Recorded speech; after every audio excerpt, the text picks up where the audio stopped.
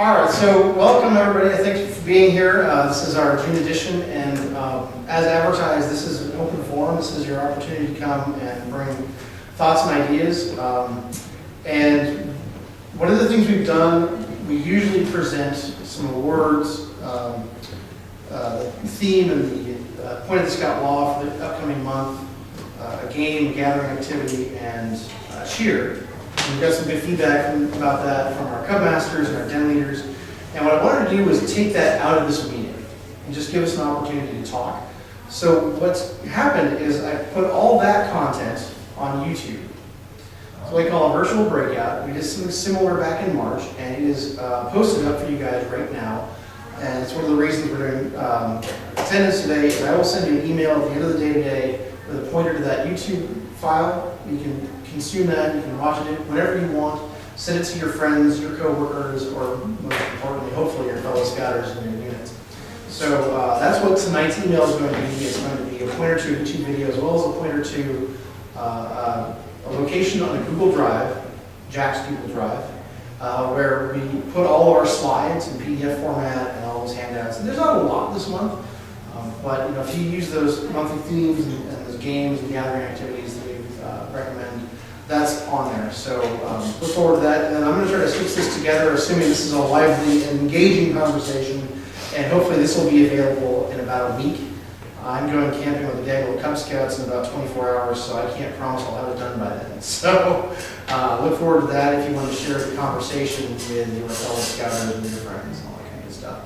So what I thought to start with is to go around the room and just introduce ourselves. I know most of you guys, but I'll start with, we'll go with name and unit and what you do. So my name is Mike Foltz. I am committee chair for PAC 685. Let's go this way. I'm John McLaughlin, PAC 578, and also committee chair. Excellent. Philip Irwinge, PAC 207, Cub Master. All right. Ed Henson, PAC 605, committee chair. All right. Anthony Merrick, District Minion at Large. And Rob? I'm Rob Fryer, Cub Master, PAC 641. All right. So I didn't hear any den leaders, although we have a people those den leader patch on. I was just put in the Scout committee. You were bumped. All right. So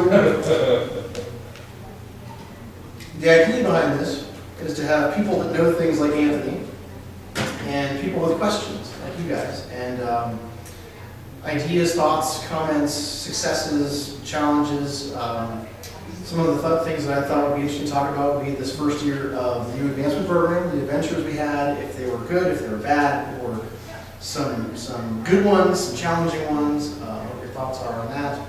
I wouldn't mind talking about spring recruitment a little bit, some of the challenges we've had, but I want to open it up and see if anybody wants to get us started on things I want to talk about. Go ahead. Yes. Phil. I've been doing this for a while, and it has become an utter mystery to me how to get flyers out. You guys told us, right? Beaverton School District. Okay. It used to be call up Kelly, Mm-hmm. and it happens. You Okay. go pick them up and you do the paper thing. Okay. We quit doing that, Right. and now I'm lost. And I don't I want got to the be link stupid. for you. Yeah, well, for one thing, we just got notified that Beaverton School District is 110% digital. They're not sending a piece of paper home with anybody anymore. And it used to be some of the schools, like Vose, for instance, and some of the ones that have lower socioeconomic, generally families, would go ahead and send paper copies home, or like we're out of Fur Grove, which is near Vose, and they'd have maybe a couple dozen families that claim they don't have email access or whatever, and so they'd send paper home to those students, and now it's just all digital, and it's not a process where you can guarantee anybody sees anything.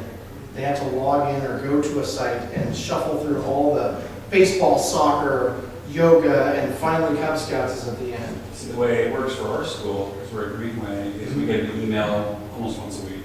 Okay. And we're working on getting it changed a little bit because it does like a paragraph in English and a paragraph in Spanish and then a link and then a paragraph, and it's just really difficult to read. I mean, Right, it doesn't flow. one language and then the next language would be much easier to read. But they actually were 100% digital at the first year, but they were finding so little feedback coming back that then they actually reinstituted Oh, paper. a paper calendar once a month with just enough announcements, half English, half Spanish on the back. Okay. But I think that's because the principal just said, look, we have to do this because this isn't working. Well, I can tell you that Kelly's still a resource. You can still contact her directly. My understanding is, I think the council is trying to go to a digital PDF only submission, not paper. The other person you can contact directly would be Lisa. She's more than, we were here for the recruitment discussion back in March. Probably not. Okay. She made a statement that if there are any problems, just give her a call. She will fill out the form for you. I think the problem is what you described earlier, and that is the horrible situation where it's passive. Yeah, And it it's is. not active. It doesn't show up as a big mess of junk mail in the kids' backpacks. Yeah. And they have to go Have actively you look. seen this book, Rock Oh, Creek? yeah, we have that Rock Creek, I mean, if we get an email with the Rocketeer, and there'll be, whatever week it is in the month, they'll say, oh, and by the way, all the community flyers for Rock Creek are at the following link, and if you go there, our flyer's there, but now you gotta open your email, you gotta read your email, you gotta click, you gotta go to the site, you gotta click Cub Scouts, I mean, it's a lot more effort, exactly what you're saying. You ever know? So to answer your question, how do I get this flyer out there? I'm gonna email you 2 links. Okay. One is the national marketing campaign template flyer. Yeah. You can box in, here's our contact information. And then 2 is actually how to submit the flyers to the school district to get them published out. Now, in theory, if he goes through Kelly, she can take care of that for him. Karen at the school district is perfectly happy to work with folks directly. Okay, yes, she does. But Kelly does take care of it. Kelly will do it for you, if you get there on time. The other thing is that Beaverton is very strict about, to get your flyer in the email by this date, you have to be there. It's like 3 weeks in advance or something. Yeah. It's preposterous. Which for some of us, we don't know what we're doing next week, right? So you have to really think ahead. The other thing, in terms of just getting the flyers out to people, my personal opinion, you have to have people at the school with a table, with flyers, at some kind of a big event, a carnival, an open house, a back to school night. At our school, we have a Meet Your Teacher Social, Yeah. which is like right before Labor Day. And that's where they post the class list. So everybody shows up to see who's their teacher this year, right? And the PTO serves dilly bars, and we put a canopy out with a table and all of our stuff. And we've had really good success with that, at least in fall. Spring, I don't have answers for it. But for me, casting about... Well, yeah, that's what we're struggling with, right? Is this spring, we're doing an end-of-year picnic, we're doing recruiting events. Right. Nobody shows up. So do you have a stack of flyers with people in uniform at the school? Yeah. And that to me is fundamental, then have a banner. We did that pack flag. at the science fair. Okay, yeah, Yeah. nothing? Which school? Cedar Mill Elementary. That's, which number, what's 122, isn't it? 207. 207, I'm sorry. Oh, yeah, you're north of 206. Yeah. I mean, for me, I've sent out flyers and you get maybe a 1% hit rate of somebody showing up to your Yeah. join night. And at least when you talk to somebody face to face, I'm gonna say maybe 10 to 20% hit rate. Well, what I really wanted to hear about was, see, that our school, I think it's like a lot of schools where there's these bins out front, Okay. where everybody puts stuff, like this time of year, there's soccer camp signups and, music school thises and that's and everything, just a rack of stuff. A community area. And we have one of those that we use it. You have to go, for us, at Rock Creek, you have to go in and tell the officer to do it, but they have a rack of community flyers. And there's no little hoops to jump through, because we're having trouble jumping through our hoops. Now, I have always used a paper copy of our approved flyer. So I go through the approval process with Kelly, and I tell Kelly, digitally submit this and print me 100 copies. So it gets approved. I got you. So I can take you the attack it in 2 ways. You go through Kelly, you get it approved, you print out paper copies to take to the school, And you have. and hope to God it gets through the electronic. Right. Right, and then I can go to the school and say, these have already been approved, they can check, because they get a Yeah. digital copy. I can put it out. Okay, I'm with you. Now, I can't give it to anyone, it's still passive, it's still sitting there, but we do get 3 or 4 people, we seem to go through 25, 30 flyers a year of people picking it up, and we're there next to Girl Scouts and Yeah. soccer and all that sort of stuff. Okay, that helps, it really does. And I think it's important to have that presence, and to have that, if somebody wants information, somebody we've had this happen a couple times where somebody will come to the office at the school and say, is there a Cub Scout pack here? Oh, yeah, and they'll have to give them the contact information. As opposed to that, they can just say the flyer's right over there. And that's, Right? and that's what the receptionist at school does. Yeah. And Go that take goes one to of the flyers. what Brian Lashley always says, is you should know the secretary, you should know their Yeah. favorite coffee drink, and bring it to them once a month and schmooze a little bit, so that they know you, they know that you're involved in Cub Scouts. The Beaverton School District is no longer producing paper flyers, you have to produce them yourself and distribute them. Yeah. But yeah, to Mike's point, if you go to talk to the secretaries, as long as you've got the approval notice, which, Kelly will send you, no problem. Okay. Yeah. Got it. Perfect. So did you have any success with spring recruitment, or was No. that? Yeah. No. Anybody have any success with spring? Did you any? I just assumed that we quit having it. Okay. That's what we've done after 5 years, recruited 2 scouts. Just, Well, I guess the question I have then for the group is when are you doing spring recruiting? Yeah. You guys have a. I think the best answer to that is we're not. Yeah. We're gonna have all of it. And that is honest for a lot of people. No, that's- It's spring recruitment's a dead idea because we're recruiting against baseball, soccer, lacrosse, football. Well, The kids are not interested in the fall, we're not Well- recruiting, we're not going against them. Run this idea past you though, real quick. I don't know about your family, but my family, I've got 2 young kids, they're 7 and 9 now. And by the time spring break hits, I know what my kids are doing this summer. Yeah. Yeah, summer camps, And exactly. we're recruiting, my back has our join night May 17th. For me personally, that's way too late to be out thinking, oh, I want my kid to join Cub Scouts this summer. I think, and I'm gonna try this next year, just for experiment, is to actually do the recruitment join night right before spring break. The challenge is if you get scouts, what do you do with them? So one thing we did many years ago, when I first was in the pack, back when we used to have our Pinewood Derby in March. Now we have it in January, but we used to have it in March. And we would have a recruit night in February. And if you came to the recruit night, we handed you a Pinewood Derby car kit and said, come to the Pinewood Derby. So, And that we had slightly better success. Now, for a bunch of other reasons, we decided we wanted to have our Pinewood Derby in January, so we most twos could race one more time.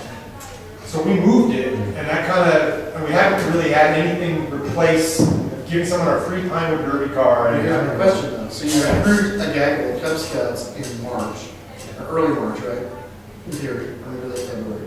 What do you do with them? You have them work on Bobcat for 2 months until they jump to the, I mean, there's way too late to conquer anything like wolf or bear. So yeah, they would earn the Bobcat, they would go to the dens, we were very upfront with the parents. Mhm. You're joining, you can go to summer camp, you can do all our pack activities, you can do stuff over the summer, you will not earn your advancement in May. Beyond that Bobcat. Beyond Bobcat, we just made clear to everybody that that was the expectation. Right. Everyone we had join, they were, for the most part, not, that wasn't a big deal. Okay. another option would be rather than worrying about what are they gonna do with the next 2 months, is don't worry about what they're gonna do with the spring. Mom and dad are looking for something to do with the kids over the summer. Yeah. If you can say, hey, we don't need to see you until summer camp, get a commitment out of them to go to summer camp, get them to summer Now, camp. I will say, we've had a lot better success when we have a scout join with having a hook event that's really cool. Right. Within the first month, archery, BB guns, rock climbing worked well for us, as opposed to sign the paper, pay the check, we'll see you in 3 months for summer camp. I mean, you do We need had to that keep happen them, you do need to keep them engaged. We want but, to get them hooked on it, You know, otherwise. don't spend the energy on the advancement process. Yeah. I don't know, I can see having them be a part of the group. The other thing you gotta realize with, we're struggling with this right now because we had a couple scouts that didn't make their rank advancement by the last pack meeting. As adult leaders, we can't extend that deadline for that rank advancement out into September if we choose. The scouts can't work on multiple rank advancements except for Bobcat and Beetle Azure of Light at the same time. So if you have a scout join in 2nd grade, he's gonna be on both in March, right? He's graduating in 2nd grade, he didn't quite make both. We can extend that deadline, let him work on both over the summer if we want. And then come den meetings in September, he transitions and works on bear. That's valid. You guys familiar with that? Yeah. Well, that's what happened with my son when we switched Right. from an LDS pack to a regular pack. Okay. because of the birthday versus the traditional year. The challenge with that is that now there's so much done rankiness-wise at summer camp that I want our scouts to go to summer camp working on their next rankiness, not the last one. So that's what I'm working on with my advancement guys. Okay, we're gonna pinch it off right before summer camp. Except for we have weed loads, we quite make it to weed loads and we can work on both, so that's good. I'm still struggling with this. Something else I would say is that with the new adventure system, they can still earn the adventure belt loops. They won't necessarily get the rank, but they can still get some stuff to take home. Sure. And I don't know, at this point, I'm not sure if that's a big motivation. My Cub Scouts is the first year we have belt loops, they don't know what to do with the belt loops. The weed loads, they completely get the pins, we've always had pins. Our scouts, Our guys got right into the. okay, all right. Next, we went to Idaho over Labor Day, and I think my son managed to get 3 more. We were Wow. geocaching from here to Idaho, so. Nice. See, and most of our scouts don't wear a belt and don't care. You guys have, yeah. I don't know, it's interesting. For some, I think it's maybe a cultural thing in the pack. If you have a couple of scouts that are like, look at my bling, all of a sudden it coalesces. Yeah. No, we've got a really small, there's, for all the lanes, I think we have 9 kids, so. They see what everybody else is doing. and That's cozy. It's cozy, yes, that's a good word. Interesting. Have you guys had any challenges with the adventures this year? We've got most of the Cub Masters and committee guys here. So I'll just throw it out here, if anyone's gonna do bears, I would suggest avoiding World of Sound. You have to build 3 musical instruments, not your choice, 3 very specific musical instruments. There's a book. They're in the book. They don't work.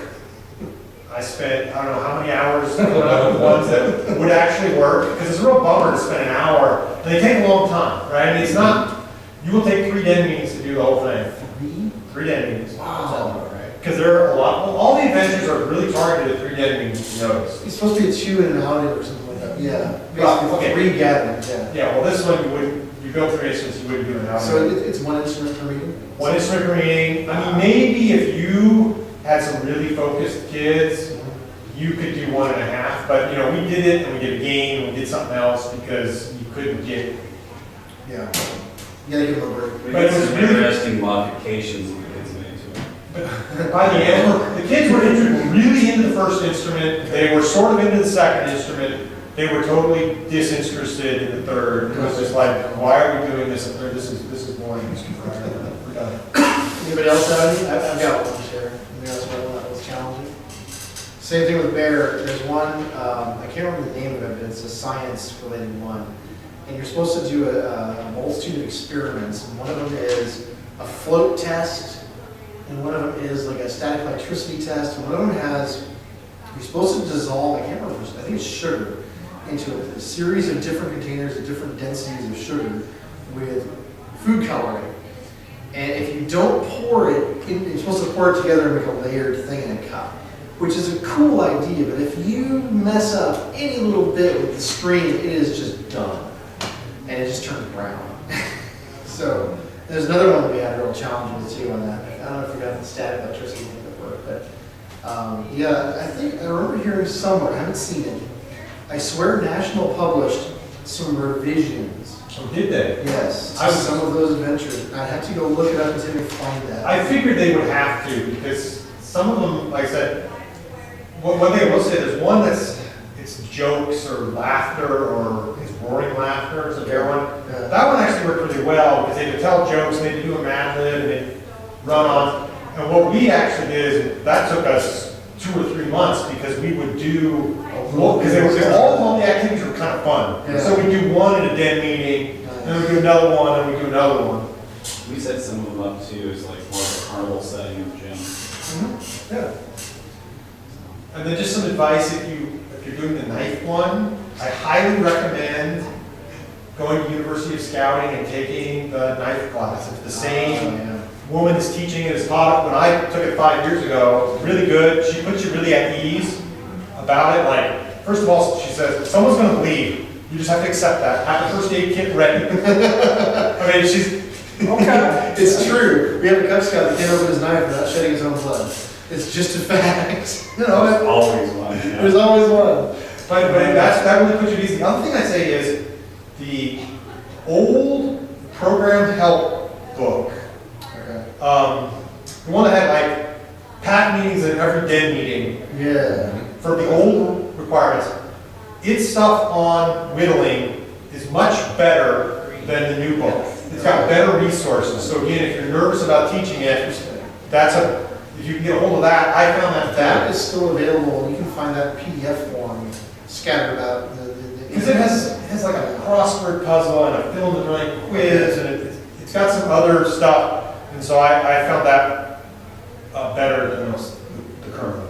Did anybody have their scouts do that? You guys did. It's a couple to start their relationship there. Because I was fairly impressed with what the staff did with the relationship. That would be my first suggestion is, if you're at resident camp, I don't know if they do it at day camp, and they offer the whittling chip, take your den and just park them. It takes about an hour. They whittle on them.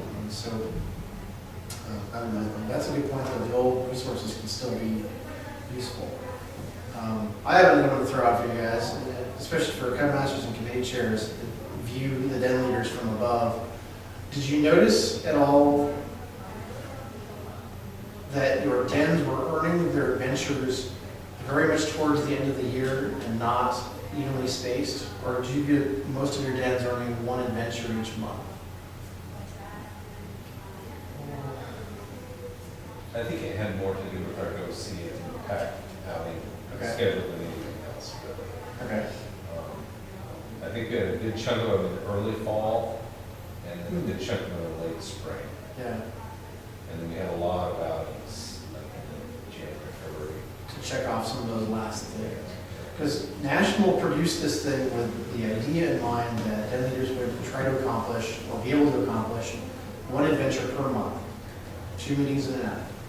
And I don't know, I think the LDS folks really have to stick to that because they're on this conveyor belt. The conveyor belt doesn't stop. And for those of us in the traditional meetings, I saw a lot of den leaders handing out a lot of adventures in March and April and May, and not very many in October, November, December, January. And I think what happened was, I don't know if you guys have noticed this or not, but my den leaders looked at all the requirements and found the common ones. Oh, nutrition, there, and there. I'm gonna do nutrition this month. Bam, done, okay. Yeah. Let's see, outdoors, well, let's do that in March, and then, and then finally come along April, you start finishing off these things, right? Did you guys witness that at all? We have the same thing. Ours are all backloaded. For us, I think it had more to do with Oregon weather in that if you want to do outings, March, April, and May are some of the best times. You're generally, just as a general statement, we're not organized enough that late September, when we've just started, we're not, because what you really do is knock a batch out in September and October, and then you got to wait till March if it gets dark at 4:30. You're not going out at night. It was. Camping or geocaching or all these things. I really think that's the bigger problem. The other thing about some of these adventures, at least for the bears, is some of them are really kind of a hodgepodge. It's like a complete theme, and oh, by the way, these two things that you cannot figure out for life why these two were tacked on with these four. Yeah.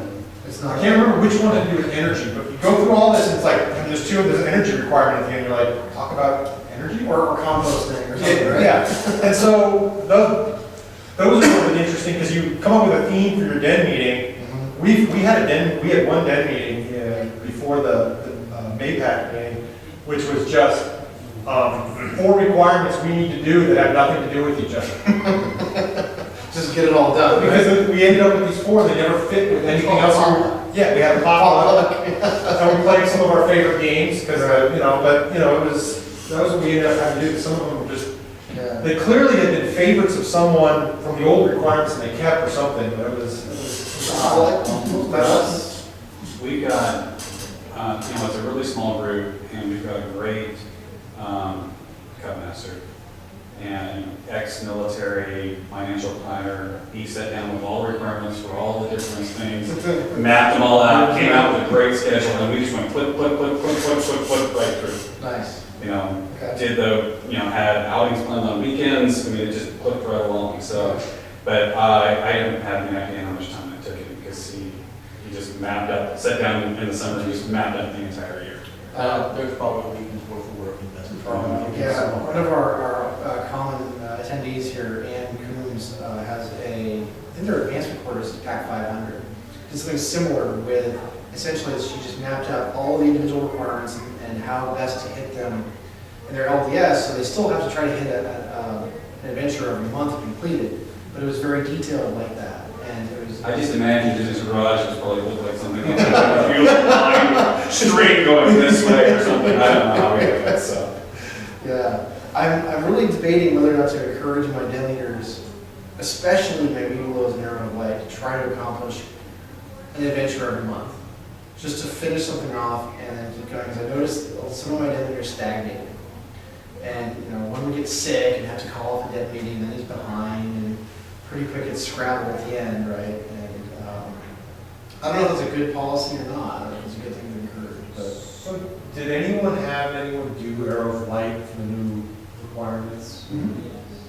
Our Webelos twos did old requirements, because they'd already, So we only had one week below two, and he joined the pack as a week below one, so. So he was on the old program? So I think he started on the old and then switched to new, because where he joined, it wasn't that much time. We had, we recruited 5 fifth graders in our pack last September, and it was a moment of, thou shalt create a new den, because my other secondary Webelos den was halfway through the pre-old program, right? And he had 12 scouts in the den. So there was no way. And actually, you know, realistically, they finished they started in September, late September, and they went through, and I had great den leaders, she was a former staffer at Cooper and Baldwin, and knocked it out, and the kids crossed over and and so they were able to, I'm just concerned, because we're gonna go through it for the first time next year, yeah. that it used to be with the old program, Webelos was not really a full year. With the old program, Webelos did not really, I'm trying to remember, it had 4 kids or something. It was not 7 and 7, it was 5 and 6 or something. Yeah. Well, my Weebelo London was this year, had a hard time getting through that program, in the new Webelos program. Also keep in mind, they can work on, as soon as they're basically, for traditional units, they're 4th graders, they're starting right now, essentially, like our kids. They can work on Arrow of Light stuff. They can work on it in tandem with Webelos. So you can, that's actually a good question I was unclear about. I knew you could work on electives, but can you work on Arrow of Light pins at the same I time? believe so. I think that's up the line, we were just talking about this the other day, because we want to start seeing our kids transition to the Boy Scouts more like in December. Oh, wow, really? Because the Boy Scout, the 605 crew, they do their big fundraiser, is their tree pickup in December. If they miss that opportunity, then they have no money in their account to do anything for the summer So camp. they don't do anything for fundraising from January through July at all? You know what, we do it differently, here's how we do it. We go ahead and partner with the Boy Scouts, Mhm. and they'll, maybe bend the rules, whatever you want to call it, but they'll let our boys participate and earn money. We maybe Yeah, closing that that makes because sense. it's So the we way should we go. go. Which pack? Is it- 605. So you're in the same charter organization. Technically, they can roll their scout account over into the Boy Scouts. And we're just now, this next year, going to set up scout accounts for our cubs. Yeah, there's no reason, from what, I mean, there's a big hullabaloo about a year or 2 ago about, oh, scout account's bad. Scout accounts are fine, you just gotta do it right. Well, we're seeing that as our biggest recruitment. One of our, at Greenway, we've got scholarships that this PTO is giving us. We've got all this stuff. We just can't get bodies because we have a cultural barrier and a money barrier. Yeah. Cultural barrier, we're working hard on the We were a money topic barrier. of discussion last month. Yeah. Because it was, how do we make this work? Because everything else is there except for the scouts. The 3 big hindrances that we have in recruiting out of the school is money, language, and the fact that it's a boys-only program. Those are the three biggies. If we would have eliminated any one of those, maybe we can do better. So we looked at how we finance things and how we structure things and the scholarships. And so we think we came up with a plan so that we can actually bring people in and tell them that, hey, if you participate in X number of, for instance, popcorn is going to be, that's the PAC money. Yeah. You know, whatever we get off of popcorn, that's the PAC money. The chocolate, that's for the kids' accounts, each individual account type of thing. So that then we can bridge that economic. I will tell you one thing, have you guys done anything like that with your fundraising at all? Of this fundraiser is for the PAC and this one's for the Scouts? Anything, Rob? We did that in my PAC for a while, and it was a problem. Because we would have parents clue into the fact that if Billy Cub Scout participates in selling popcorn, he doesn't get a dime. So he's gonna wait and participate in chocolate. Oh, He's all that money. skips it. Yeah. See, we already have it. Your savvy parents are gonna pick up on that, and pretty quick your PAC's gonna be broke. See, we do this thing where we have, basically these 2 jars that the kids put marbles in. Marble jar gets full, we do an activity type thing. Yeah. An additional fun thing. So basically what we're gonna tell everybody at the beginning of the year is if you didn't do X number of outings for the popcorn, Okay, you don't get to go to any of the popcorn events. interesting, okay. And we did a similar thing with, we sell Christmas products, wreaths, and swag and centerpieces. We did a very similar thing with taking the Scouts to a snow day up at Aubrey Lodge. And that was their reward for participating in that and selling a certain number of products. And we ended up scrapping the whole thing and saying across the board, we do 3 primary fundraisers, popcorn, candy, and Christmas products. 40% goes to your Scout account, 60% goes to the unit. Period, done. You choose which one you want to participate in. That's just what we do. It's our first Because you year. guys, because of what's happened in the past. Yeah, and it comes down to the fact that for us, popcorn's nets about 3x the dollar figure that candy and beef sticks do, for us at least. And it's just the price point. It just, I personally hate popcorn, it's ridiculous. You know, and it's so much easier to get somebody to come out of Freddy's and buy a $2 bar of candy than a $1 thing and a stick of beef. But it just doesn't make enough money, right? It's the $15 or $20 bag of popcorn. But our big money raiser was it still is, the Christmas products. But you'd have parents cherry pick. And they'd start, oh, well, I wasn't going to. What So, I can tell you is, and as a former district commissioner, I've visited a lot of units, I've seen a lot of units in action. There's 127 units in Sunset Trail. I don't know of any of the units where a fundraiser is the unit's fundraiser and a fundraiser is the Scouts fundraiser. All of them have some percentage split of the revenues from that fundraiser go to the unit and some percentage split go to the Scouts. There might be a better way to do Because exactly what Mike has pointed out, you get parents will go, well, I'm not gonna get anything out of that, it's all the PAC's money, so I don't care about that, man. it's as soon as people figure that out, it's just become a major problem. And we tried to circumnavigate that by having the snow day be the big event for, this is our PAC fundraiser, we sell 10 items, you go to snow day, yay! You see, we ran into, the one problem we ran into this year is we had one family that's got 2 Scouts, both of them are leaders for us. He's a committee chairman for one of the political parties here, and they were able to sell an insane amount of chocolate. Right. We had a family take boxes And of so they wanted Scout accounts, and we didn't have that set up, but they sold an insane amount of chocolate. We had a family that took just about a hand truck of the chocolate down to the Bernie Sanders rally and just cleaned up. I mean, hundreds and hundreds of dollars in candy. So next time there's a presidential election and you have the grassroots guy, there's your Well, the other one that we sell a lot of is the beef sticks, man. Yeah. We've got a couple $1. places that buy just a ton. They can buy them cheaper from us than they can buy it from their distributors. Yep. So they're like, okay, we're gonna buy it from you. And that's why I like that fundraiser. It's a low entry point. It's actually a good deal. But we only net $500. Roughly, yeah, I think maybe this year maybe 6 or 7. But compared to popcorn, it usually pulls in 2,000 or 3,000 if you do it right. Well, I'd say that our 3 big fundraisers are we do the 2 Scout fundraisers, and then we have a couple of Intel employees. Yeah, I've heard that helps a lot. Yeah, everybody should get it until, what, I know, at least right? 1 or 2. Do you guys have fundraiser stories, war stories to tell? You guys do any fundraising? We're an awfully wealthy pack. Okay. We have a lot of intel parents. Do you charge? They're awesome, aren't they? Fantastic. So from that perspective, it just rolls in, you don't have to charge dues, it's just, So first, we don't have scout accounts. okay. At all. Oh, right. We just do flat out, everything is for the pack. Okay. But in general, we're a pretty affluent area anyway, and so what we do is we offer kids, because really, what do the kids need money for, right? Camp, that's it. And so what we tell them is, look, 2 avenues, you go talk to the council about money, they always get money. Camp. And then you come talk to us about money, Okay. and we sort it out. Yeah. And council's sitting on a huge campership fund, they, Yeah, every year. there's always something for the kids who need. I think they're a little bit selective, and I know the application is very much about your income for family, but couldn't hurt to ask, it never does. Yeah, it doesn't, The and we indication- always make it right by you anyway. Yeah. The indication they've given the last few years is even if you don't fit the income criteria, fill the application out. Yeah. Because we run into the issue of there are restricted funds that people have donated specifically for funding camperships. And we can't use it for anything else.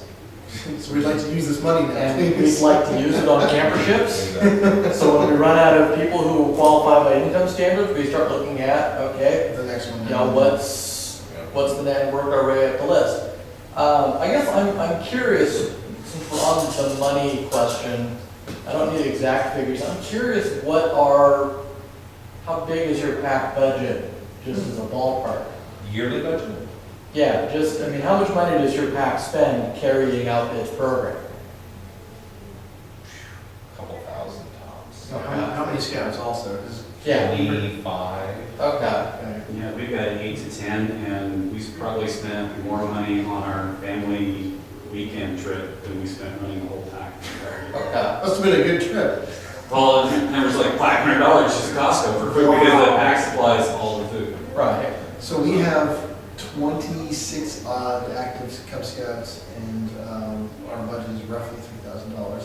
Half of that is advancement patches and boards. Yeah, Cub Scouting Probably is. another third is recharge. Recharge is like $1,000 for. Well, we also pay for the adult leaders. We don't want to say, Right. adult leader join, you must pay.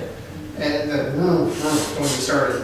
So that's like another 400 or 500, you know. And is anybody charging dues? I guess. Yeah. We charge dues. Okay. 40. So even with the Is that also charge dues? Yes. If you don't have skin in the game, people, Yeah, Don't because, show up. and that's not because we need the money, it's because you give an application, you never see it again. Right. you get a check. So that $40 is including the $24 that runs off to national? Yeah. Okay. See, what I've learned is if I do a fall recruitment and I put it, we don't charge dues for the pack. We charge national, Boys Life, and then we have, I don't have it, or we have a patch, custom patch, and a pack t-shirt. So it's gonna be something like $60. And that includes national registration through the end of the calendar year, if I'm doing September, and next year. Okay. And then I don't have to worry about, come October, Billy Cub Scout starting to not show up, should I recharter him? He's valid all the way through the end of next year. And you know what, if you show up, great, if not, I don't care, you're paid for it, doesn't matter. So, because if a kid doesn't show up, it doesn't cost me anything. Right. The first time I did it, I made the mistake of only sending them through to the end of the calendar year, expecting, oh, I'll pick you up in November, well, kids start to disappear. Yeah. Yeah. So you charge dues also? I think, I'm So we're gonna be changing some of that next year. Okay, sorry. We've had the experience that certainly lower dues, you have more scouts, but concern is if you get to 0, then you're getting a babysitting service. Right. That's true. Well, I mean, for us, I mean, national is $36 per kid, when you do registration and Boys Life. And hopefully that will at least get them into. Oh, and I consider that part of the dues, paying Okay. national. See, for me, that's just a Okay. straight through funnel.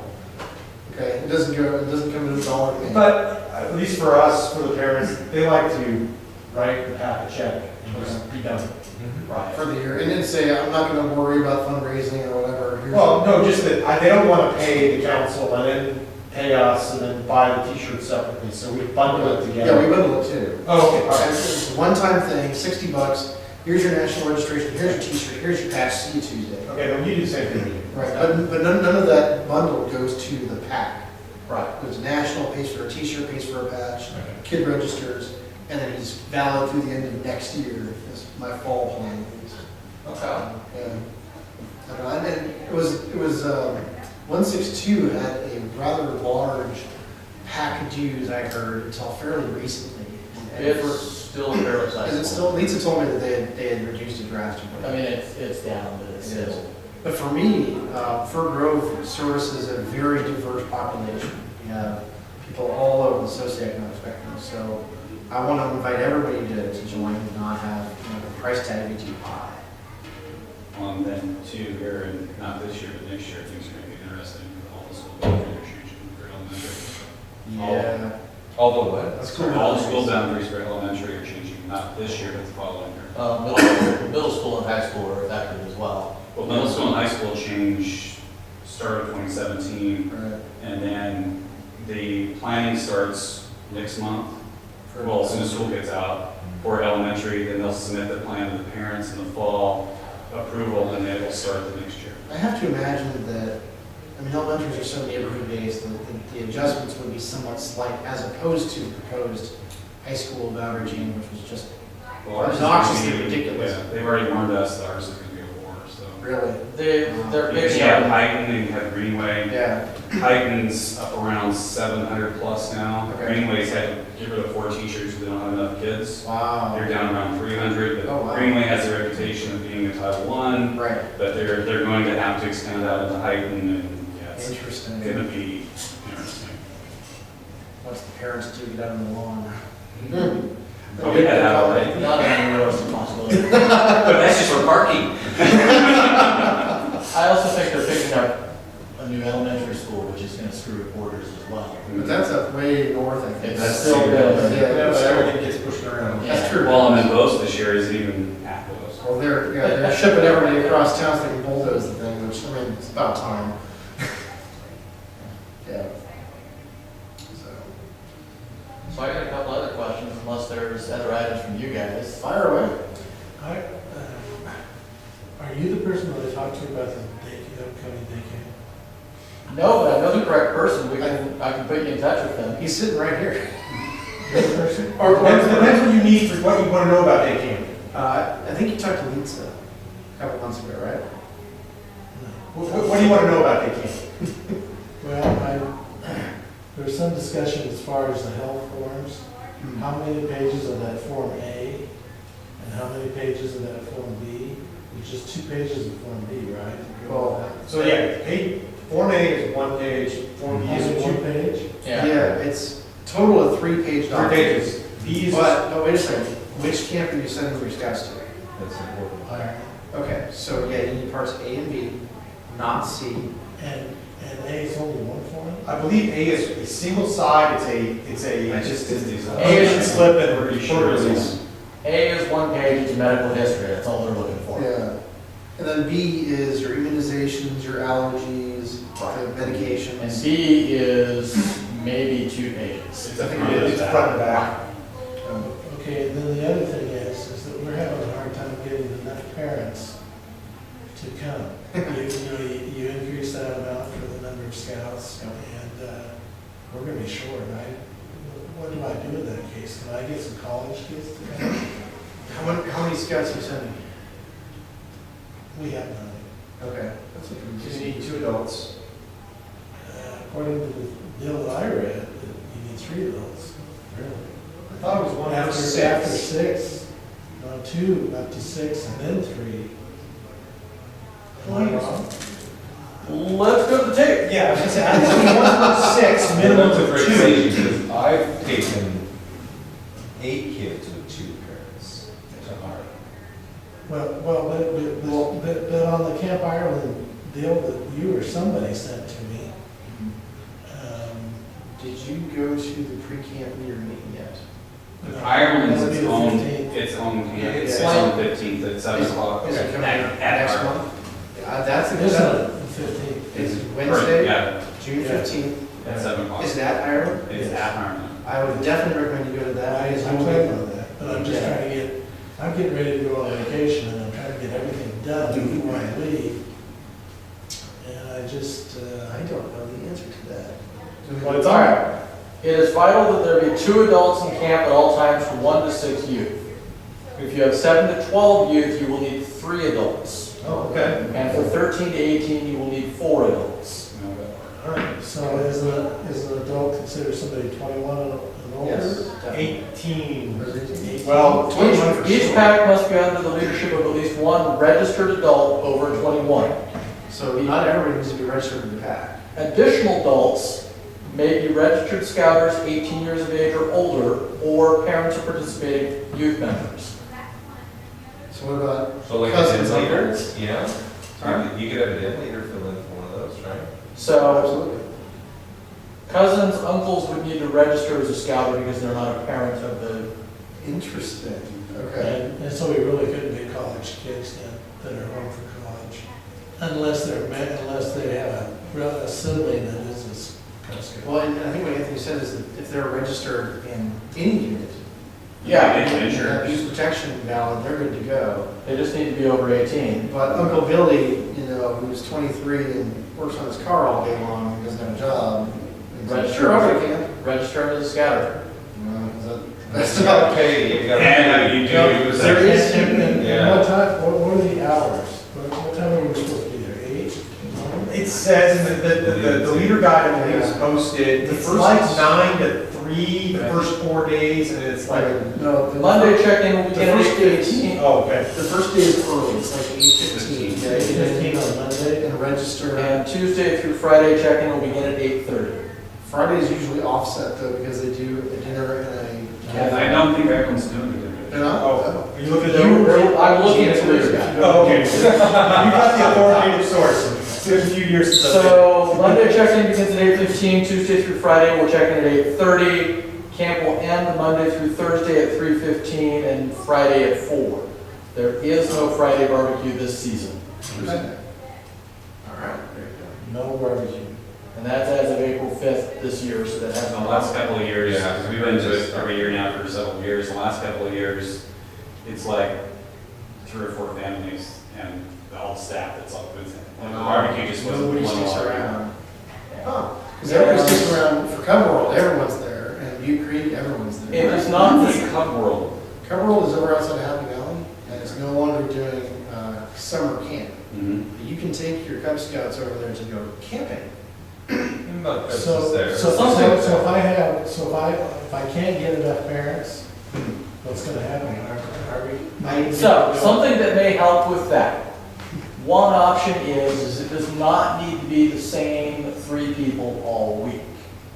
If somebody can Right. spare a Monday, and somebody else can spare a Tuesday, and you can work it that way, that is fine. It definitely helps to have at least one person with continuity through the whole week. Right. But then you've got, like, I'll be on vacation, but I'll be there, I can be there Wednesday through Friday. Okay. And so that, 2 or 3 people in, but I mean, I've got parents that are doing things for Boy Scouts, and parents that are doing girls' camps and things like You that. will need to check with the camp to see how stringent they're going to be on that requirement.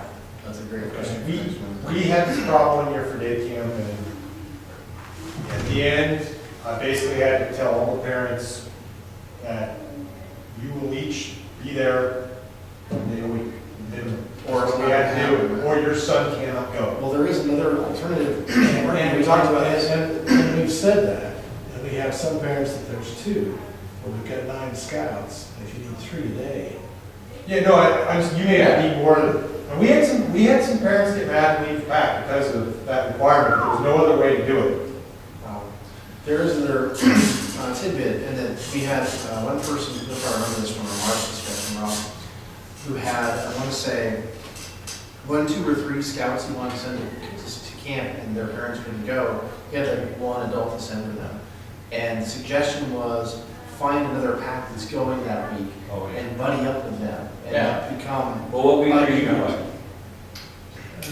July 11th through 15th. first.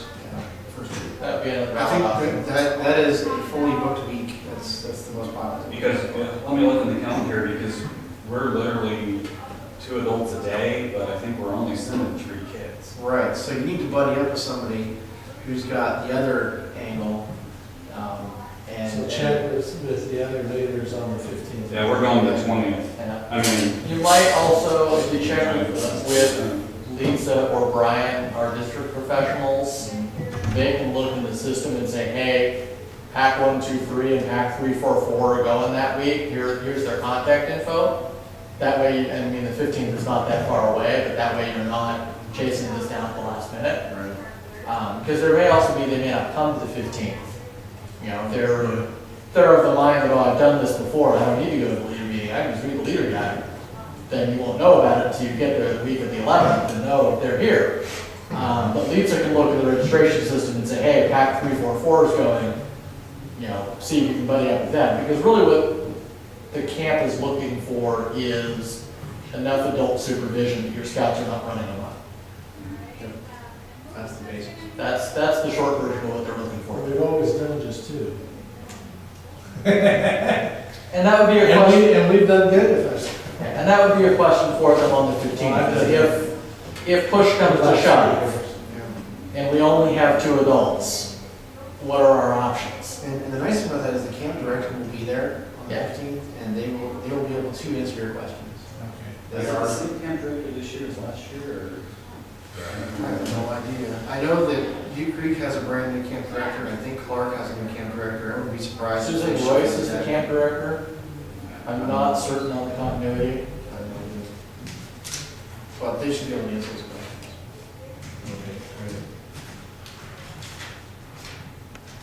Anybody else got a topic, or should we throw it to Anthony? Well, just a little feedback. I did the training, the other camps, was that this weekend or last weekend? I can't remember now. For Butte and all those. I would have liked to have seen a lot less time covering the paperwork that we already had to have turned in. And here's how you select your campsite. No, No? there, yeah, he didn't go into that, but I mean, Okay. that first hour, it could have easily been 15, 20 minutes. And then I would have liked to have seen, I mean, come on, you had us all in a room, talk about a good sales meeting. They had all the camp directors there. I would have a lot rather seen him talk for 20 minutes and give each of the camp directors 10 minutes to tell us all about their camps and what to expect. And Which camp breakout did you go to? I went to the Saturday one. Butte Creek or Clark? They were all, it was all one. Okay. Butte Creek, Clark, everybody was. Because I went to Friday, and the house was full. It was full on Saturday. And they talked for an hour, and then everyone split based on what camp they were going to. They kind of split into little corners, Yeah. introduced them, and then they kind of, hey, if we wanted to go ask questions, we could. Okay. But what I'd like to have seen is each one of those directors given 10 minutes, maybe a PowerPoint to sell me their camp so that I know what the other camps are. So that's what they kind of did on Friday. Mhm. They didn't have PowerPoint, it wasn't a sales pitch, it was, here's the program director, EHA, Mhm. I sat for Butte Creek, and here's the camp director, and my advancement coordinator and I went, and Rob was there, and you tell me if you went with this, I think you did. The impression we got for going to Butte Creek is they don't know what they're doing yet. They're still figuring it out. And they didn't need to spend 10 minutes See, telling me, maybe that's- well, we're gonna figure it out, because was it you or Daryl that asked, are our kids gonna get up on horses? And the answer is, maybe. Don't Yeah, that know. was kind of the answer. They refined it a little bit by Saturday, and Okay. basically said, well, the wranglers, is that right? Yeah, Yeah. They'll meet with the kids for a few minutes or do some training, and if they feel that the kid is able to, then they'll get on horse. okay. So they refined it a little And bit. that's what, 12 hours later, 18 hours later, it's a different tune than what we got. We got the wolves and bears will probably be introduced to the horse and maybe get on and be led around, or we blues will go on a trail ride, most likely. So you got a totally different story. See, but what I would like, yeah, but I guess we did do the breakouts, but we didn't really break out much more than this is. But yeah, I think it would have been more beneficial in a lot of ways if we would have had 30 minutes of the first guy, camp directors then with everybody in there, So to tell us about your camp, and then split out. Did Jennifer Mooney start with the first session, the hour-long, all the paperwork and stuff? Not really. Okay, because that was, when we went, it was Jennifer Mooney started with the reservation system, and, I mean, what else? We're in the reservation system at this It point. was like Jennifer. stuff we were talking about. Yeah, no, there was a sunburned guy in a beard that got up and went through some slides. Okay, I don't know, maybe Jennifer was busy. But I agree with you that the first hour, if you were at that meeting, you'd already accomplished everything. Everything that they covered in that first hour. The people who needed that weren't there because they had no idea the meeting was going I on. had to back up a little on that because there was, during the answer period, there was a few people that I would, when we got ready to do let breakout, I was going, please don't come. There's always at least one. To your point, it would be valuable, because I heard earlier, what's Cup World? Yes. Yeah. Well, and Cup World is now just a location, it's not a camp. But there's still the underlying question of, Yes. where are my kids going next year? It's true. And I picked up a leader guide for Clark and Baldwin I did the same and thing. Meriwether because, hey, things in the future, right? I haven't had a Meriwether leader guide since 20 years ago. So. But yeah, our takeaway was, well, we'll get there and find out. I was hoping to see like the leader patch, what the requirements are. So Yeah, there's you're- nothing. If To be honest, I still don't know what the whole leader it patch makes you feel any better, the Boy Scout iteration of that training is not much better. Plus, you At know, least I've been to Meriwether and Baldwin. I know, at least the scoutmaster for my son's job left with the merit badge selection sheets. Oh, Better than I and got. that's a nightmare. Yeah, we're sitting through, we're Cub Scouts, sitting through 10 minutes on how to sign up for a merit badge. yeah, Thanks, great. Your question about the patch though?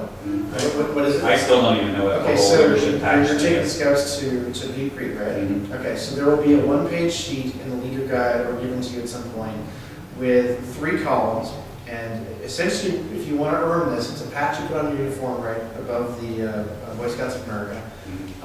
And you basically have to go and complete a bunch of requirements. Participate, talk to some staff, cajole them into signing a thing, help out with things, what else? Well, Participate in campfire. Camp Cooper last year, the Advanced Adult Recognition Program, the AARP. I'm not that one. Well, I'm not either, so it was a little weird. One of the requirements was, you have to talk to each camp director, each program director. They're gonna give you a thing. And one of them was, like identify 10 blanks. One of them was, build a little bottle rocket. One of them was, do a silly walk across the waterfront. I mean, So for Boy Scouts, it sounds a little bit more academically rigorous. When we did Cub World last year, they had a theme. The theme was Spy Academy, and all of the staff had aliases. They had like personas, and you had to figure out, okay, who's Agent M, who's Agent Q, and get them to sign. And so they make it a little more of a game out of it, as opposed to, see, that's when you just take the camp director and go dark room. Well, and we have a guy who comes down from Pacific Harbors Council. This is practice to camp. And he is the most outgoing, extrovert dude I've ever met. And we just ride his coattails. Yeah, mine too, please. And it's fun, but also if it's your first year, I wouldn't sweat it. It's, Well, and then, for us, it's gonna be a little bit different situation because all the dads were so into it that every single kid's dad is going to be there. which is nice because you've got enough people. right? Yeah, That's not something to That's like think the about. car box. You cannot have too many adults at camp. And most of the moms are gonna drop us off and then take the cars, and I wouldn't be surprised if they don't end up in End up in a Mountain. winery somewhere. Well, and you're taking 14 or 15? I think 14, And how many adults? 12. Really? Yeah. We're taking 15 and 7 adults, or maybe 8 adults. So this is a good ratio. Just out of curiosity, what camps? Is there? We're going to You do do that. You- Yeah. No, my experience is you cannot have too many adults because, Yeah. When one kid breaks down because he's homesick, and some other kid pukes up his breakfast. And that will be true even at the Boy Scout level. I can tell you right now, Cooper last year was 12 kids, 2 adults. It was torture the whole week. Oh. Was that, what was your pack number? Troop number, excuse me. 872. He said, right, okay. Well, you only had, you didn't have team numbers. But still, What camp you guys doing? Yeah. Adventure Cove. Ah. that's a good one. So how many are you taking? 8. Okay. That's good.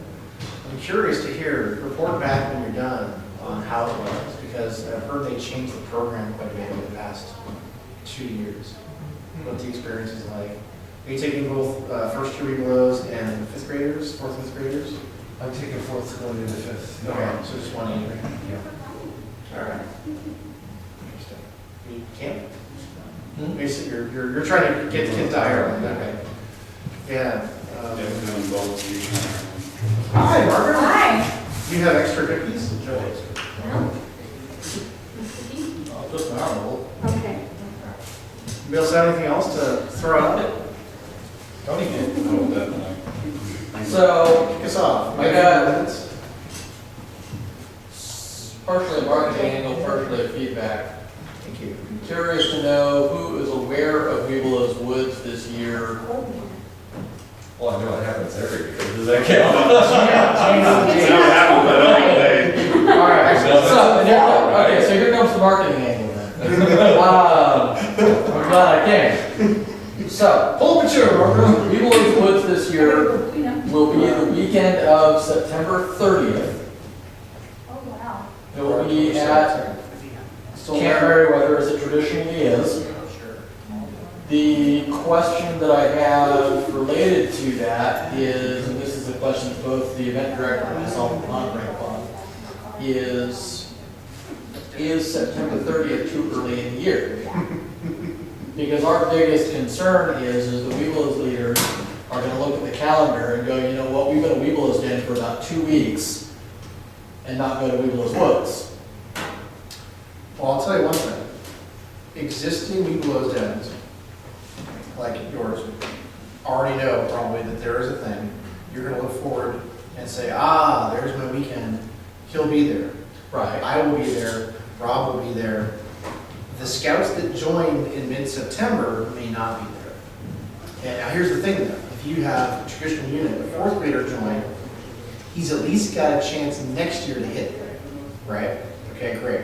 We can at least do next time if he can't make it. Right. If you have a fifth grader join and he can't make it, well, Okay. thanks for playing. I think it's a little bit of a concern, just depending on when Labor Day falls, because we don't have any meetings before Labor Day. We have summer activities, but I might have one den meeting before Labor that. Day is the 4th. Yeah. something like Labor Day that. is the 5th, so you will have I think it's 3 Tuesdays. 3 weeks basically. So we do join night, den meeting, pack meeting, and then we So will it'll leave be those. 4 weekends after Labor Day basically. Yeah. It will be, it's gonna be, I suspect if it was later, I would have more scouts go. I will have scouts go, because I know about it, and I will send out Okay. stuff in the parents in August saying, we're gonna go do this, but I will have more if it were later, because they would now be in the habit of coming to. So do you have a packed calendar for the next program year yet? No, we do that early August. Okay. Do you have and is Weeblos Woods on your calendar? It's on it, but it doesn't have a date yet.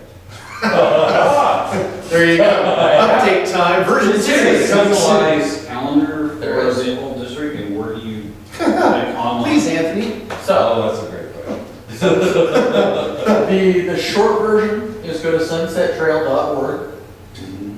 That will take you to the Sunset Trail website or web page on CPC site. the council website.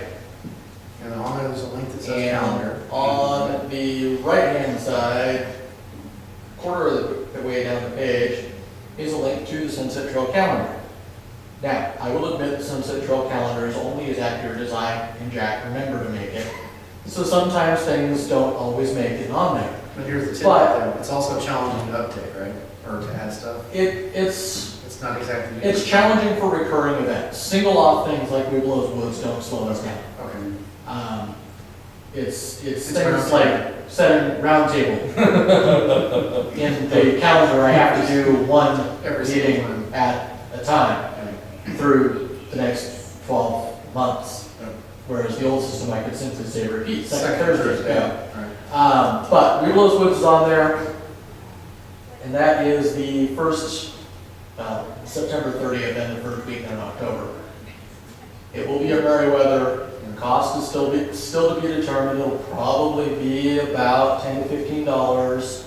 Because the scouts and the adults that come get fed, is that correct? Right, so because we're at Camp Meriwether, we have the kitchen, we feed the adults, we feed the scouts, we provide the program. That leads into my second question is, for those of you who have been to Weeblos Woods before, or have been to any of the Sunset Trail events that Jack and I have put together, Are there things you would like to see done differently this year? The only caveat I'll put is don't ask me about lunches, I'm aware of the issue. So what's the issue with lunches? So, the issue with lunches, Can't open names, Phil. We're not supposed to ask that question. so the issue with lunches is because we feed everybody lunch, we try to keep everybody in the field. And I have this issue where I don't know why it happens, how it happens. I tell Mike, you and your 12 scouts, you're gonna be at station 6 for lunch. And I get to station 6 to bring Mike his 12 lunches. And Mike's nowhere. And Mike's to station 5, because that's where Mike was. Now, is it a problem with the time each station takes and people are getting behind? Now, Or people wander off to where they what want? happens is people think, well, I'm done with station 5, the next station is lunch, I should stay put. Not go to my next station, lunch will be there. And then you're there for your following thing. Right, and so there's 12 lunches for Mike sitting at station 6, wondering where Mike Getting is. moldy and gross. Right. Well, okay, so Pretty that sure begs the that's- question though. Should you shift and have people stay at their last station for lunch? We've tried it both ways. Is it, did you just get? You get You always go through the situation. If I tell them to stay at the last station, they move to the next station, and now I'm at station 5 with Mike's 12 lunches. And Mike's at station 6 because he went to the next station. You know, the real answer is just send them with a cooler with their day lunches from 8 o'clock in the morning. Here, schlep your lunches. We have tried that. Okay. The almost universal feedback was, Man. for whatever reason, I don't fully understand, the scouts had eaten their lunches by 11 o'clock and wanted to know where the lunch was. I'm probably one of the leaders that did that, so. It's the 13th point of the scout law. A scout is hungry. Yes. So, again, it's an issue we're aware of, we are making improvements, the last 2 years have gone fairly well. I've only had one issue the last 2 years, and again, it was more an issue of instructions not being followed than instruction not being provided. Maybe put that in red on the timetable of go to station Yes. 6. I don't know. So aside, So, I pick on lunches because, I didn't read most Okay, books. so you have more experience than I do. Been twice. Okay. okay, what would you like to see differently? What would you like to see again? What would I like to see again? Either way. Well, I mean, obviously, the BB guns, the archery, the slingshots are must-have. Right. Actually, Weeblos Woods is really good. One year it rained a lot, that was kind of a bummer.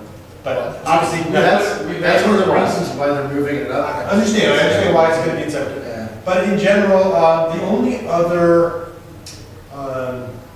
We thing put in that, the request, we requested sleep that weekend. perfect, as long as I'm in one of the doghouses. I guess the other few, it's a little bit inconvenient to hike all our stuff in the night we Okay. get there. I've never understood why the night we get there, we have to hike it in, but on the day we leave, we can drive it out. Unless it has to do with daylight and night. That's because you followed instructions. Well, If you just broke the rules, you would have been fine. what's supposed to occur there is we are supposed to be allowing one vehicle from your unit in with gear Okay. to go into your site and unload and head out. We request that you keep it to that one vehicle so scouts may end up carrying gear. Okay, I mean, that's fair. There is, So the answer is make sure you have a guy with a truck and throw everything in there the is truck. a human element In all to seriousness, this. after our family camp, since I had to take a credible and stuff out there, I just rented a U-Haul trailer. Yeah. I mean, they're $20 a day. Yeah. And it worked out so well that we've actually started getting the word out to different people saying, hey, if you have a 5x8 cargo trailer and you'd like a letter from us thanking you for your donation so that you can put on your taxes, we'll take your trailer off This your is hands. exactly what almost every troop in the area has, is a troop trailer. Yeah, I want a troop trailer because I'm tired of storing all that stuff in my garage. And they need to store a troop trailer somewhere, and the whole thing. I want to see if Phil, have you been to Weeblos Woods? Yeah. What do you think? My only complaint was the weather, because Okay. it gets too late in October. Merryweather's sketchy like that. I'm hopeful that September will be more pleasant. Merriweather's sketchy from about September on. Oh, call it July, yeah. John, do you have? But to be fair, okay. Ed, have you hit, okay. forward to it? Okay, good, me too. So, I want to sign up to be one of those guys that goes out there on the weekends and walks around and says, hey, you're supposed to be here? I All right, know. go back to my cabin. I've done over, I know a guy, I can hook you I up. want to do that, I'm serious. I'm all into that. Labor Day weekend is Camp Master training. Mhm. If you're there, they'll train you, they'll get you scheduled, the whole 9 yards. I can put you in touch with the senior camp master who coordinates all that and get you further details. Nice schedule. So I thought it was a lot of stuff. You probably always use more of those, right? Yes, it is more often than not Jim, Bob, Shower, Jim? Jim Holmstrom, 605. Yeah, Yeah, he's the senior camp master out there. I'll just talk to him on Tuesday. He can tell you all about it. He takes all of our pictures. Ah. And then gives us, at the last meeting of the year, he puts on a big presentation and gives everybody seats. Now, admittedly, part of that is that Jim's retired, and therefore Jim's perfectly happy with He it. can do anything he's on. He walks, our meetings for the pack and the troop are on the same night.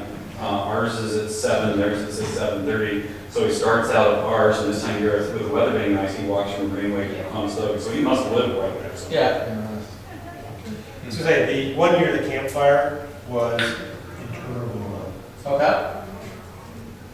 But if it's a good camp. It was, the problem was, the Boy Scouts doing it, they were doing skits they really liked, that the Cub Scouts didn't really get, or, lost interest at, when you have a skit that goes 10 minutes, too long. Some of that is we're trying to drag it out because we're having a problem with getting Cracker Barrel put together. Well, they successfully drug it out, let me tell you. There is an art No, I to will- really good camp. I will have to. My only request is that they be aware that their audience is not a group of Boy Scouts, it's a group of Their audience is fourth graders. 10 or 11. Fourth graders that you could take their EVPs. Okay. So for those of you who have not been to Weaglos Woods, if you are going this year, or even probably in the next few years, there's a fairly standard program rotation. We have BB gun range, we have a slingshot range, we have an archery range. There's typically somebody doing some sort of cooking, Dutch oven demo. There's typically a fire building, knot tying combination station. There's a first aid station. It's intended as an introduction to some of the units on the Boy Scouting side in the area. And part of our hope as a district is that you'll look at those units that when you're at Weaglos Woods and go, hey, I really want to go visit PAC 685 as a Weaglos Den, or Troop 685, I should say, as a Weaglos Den, and see if you want to cross over there. Because from the district's perspective, we'd rather you go visit 3 or 4 packs. Why do I keep saying packs? Because I'm in the Cub Scout Breakout. You're going to edit all this, right? I'll sit and post. We're really hoping you'll go visit a couple of troops and see which troops you like more. Some In folks our district. in the district. Some folks want a troop whose entire focus is getting you to Eagle Scout. And they've got a 3-year plan. Some troops, or some packs or dens are looking for a troop, they're having fun, They go do different things, the rank advancement occurs. And every group is unique. Right. My understanding was Weaglos Woods was primarily getting these youth excited about becoming Boy Scouts. Exactly. And secondary, meet some of these units and see how much fun they have. We've asked the units to put the kibosh on the timeshare presentation.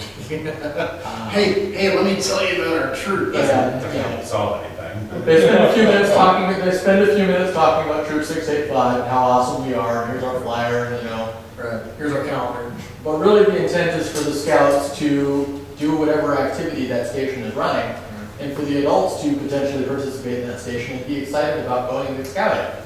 Because scouting is a slightly different ballgame from the Cub Scouting program. So any other questions on Weaglos Woods?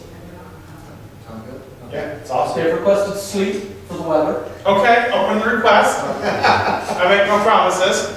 So, the other event, and this one is not near and dear to my heart, but I'm attached to it. District Pinewood Derby. Yeah. District Pinewood Derby is scheduled for Saturday, March 11th. We Say are it again, Saturday. Saturday, March 11th. There's a slide in the virtual. 2017. Yes. Correct. Okay. The date is already set. What I am looking for, and it doesn't have to be anybody in this room, if you have somebody in your unit who loves Pinewood Derby, what I am looking for is a committee to run the district Pinewood Derby. So what exactly do you need for people to run? So what we're looking for primarily is I need a committee that will identify a location and market the event. And MC, we need MC. And somebody to run the event day of and hype the crowd up, get them excited about the event. I can handle the administrative and logistics side of things of making the reservation, getting the pack, getting the track there, getting registrations done. I'm not that great in front of a crowd, and there's only the one of me, and there's 40 some odd Cub Scout packs in Sunset Trail. So what I'm looking for is assistance from folks who like the Pinewood Derby, are excited about the Pinewood Derby, to get the word out. The 2016 District Pinewood Derby had a grand total of 9 cars. Out of 2,000 Cub Scouts in the district. I had 9 cars show up. We desperately want to improve that for 2017. Well, and part of that is that we've had a couple of years where the event was canceled, and I think people kind of wrote it off, and then we said, we're gonna do it, and then people probably just, whatever. Yeah, right. And we did it, and we got 9 people, and you know, we tried to make it a really great event, and I think we can really build on that if we get some help. People to come in and be the MC and marketing. Because I've got an organization that comes in and runs the scheduling of the event and decides, hey, we need to run this car, this car, this car, and this car on this heat. And they do great. And they do a fabulous job at that. But I really need somebody to hype the crowd up, get them energized, get the word out that this event is occurring. I got a phone call 2 weeks after the event asking me when was the District Pinewood Derby for 2016. That was a fun phone call, let me tell you what. So I get the feeling that, you know, I got 9 cars and I got a phone call 2 weeks afterwards. Marketing is a little thin. It is on the district. I talked I about was just checking that. Maybe your flyer didn't go out. I talked about it every month for at least 6 months here at Roundtable, And and it still didn't stick. okay, so this is, I think I'll close out with this question. The last few years the district has run a Pinewood Derby, our entrance requirements were filling out the form. We didn't care if you came in first, last, in the middle of your pack, who cares? Come one, come all. The question that I have for the folks that are here is, would you rather see a semifinals format where it's your top 3? I think you might get more participation if you make it exclusive like that. Okay. As much as I was excited about everyone's welcome as well, but I think it takes something special out of it. Okay. Do you guys thoughts about that? Okay. I think, yeah, I think if people who got trophies in our pack were told now you get to go to the district, there's a few families where being able to go to the next level would be a big deal. Okay. Especially if you make that part of your marketing thing of top 3 and a wild card. I don't know. I mean, Okay. There's also no reason why you couldn't, I don't know how long you rent the place for, there's no reason you couldn't have an open division. Yeah. All right. Or you can even market it differently like sports with, you could have a wild card division where anyone shows up and they can race their way in, or something like that, I mean, Okay. that's not a bad idea. you know, or the, What was it last year? About 2, well, I mean, we were done in 20 minutes, it felt like. I mean, it was about 45 minutes. 45 minutes. The We had to rerun 4 or 5. Right, that was really what slowed us down. The crew that runs the track for us tells me they can put 64 cars through a heat in an hour. Yeah. It's based on the number of cars equals the number of heats. What slowed them down this year is because they only had 9 cars and there were 8 runs of the track. And They had to go get the cars from the end of the track to come back up to run the next heat. Yep. Whereas if they have more cars, they can simply take the next batch and start. So they can move a lot faster. So then, Do you guarantee that everyone gets to race in every lane? yes. Yes. It's a perfect solution. Okay, no, that's. Everyone races in every lane, not everyone runs against every other car, though, it is. But then it comes down to the time on track. But That's how we do the it. system does average out your Yeah. run on every lane. So the other question, two questions really, I'm sorry, I keep stretching this one out. Some of these events interest me a lot. First question, would there be interest in your units if there was an adults race separate from the youth race at the district level? Whether it be a 1, 2, 3 or a wild card or come one, come all. We have a good turnout in our pack, we do that every year. Okay. We do that. I suspect you would have parents who are bringing their child, might bring a car. Okay. I don't think, speaking for, you wouldn't have a parent, at least not in our pack, that would go just show themselves to race. Okay. That's true.